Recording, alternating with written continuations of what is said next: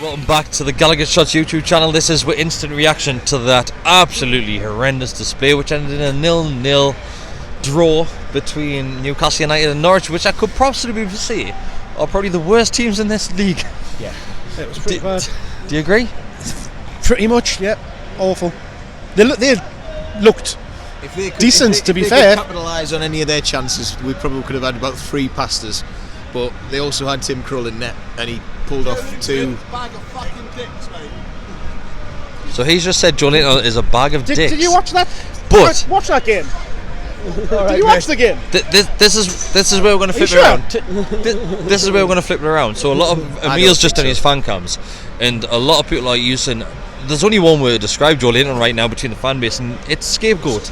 It's unbelievable the opinion that, like, how can somebody watch that game and say that he was awful? My favourite one was the fact that the guy who's saying, "Yeah, he's awful," and people are using him as a scapegoat. And I'm like, well, that's not how it works. He tried today, and he had his best effort saved by Krul, and that was Krul at full stretch.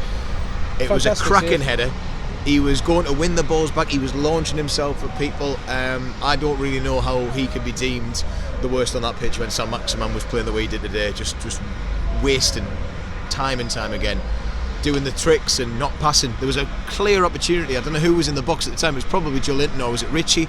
It was the one where there was 3. There was Richie, Joe Linton, and Longstaff maybe was standing on the edge of the box, completely unmarked. There had 4 Norwich players in front of him, and he tried to take it on. We'll see from seeing. We've seen the last couple of games where there's a nice easy ball waiting there just to get played, and can turn and move again. And he won't do it. He'll keep on trying to get further and further in the box. And early on in the season, I said he was a fantastic player. He looked like an absolute world beater. He is coming back from injury, so I'm giving him that little bit of leeway. Teams know a bit more about him as well. Exactly, the teams have figured out, and we're not in the same position now as what we were previously in regards to attacking teams. We are happily sitting back now and just absorbing this pressure. It nearly didn't end like that today. We were under the cosh for the majority of that. In fact, all of it. The last 2 games from St. Maximum have showed that he wants too much, like time and effort and stuff like that. He just needs to get a hold of it. Really? There's just, I said it would come back to bite us, but there just was not enough effort from him today. Can I just stop for a second? Did he just start singing something until I died? No, forget that. There's a guy who went behind the camera going like that, thinking that he was filming Darryl.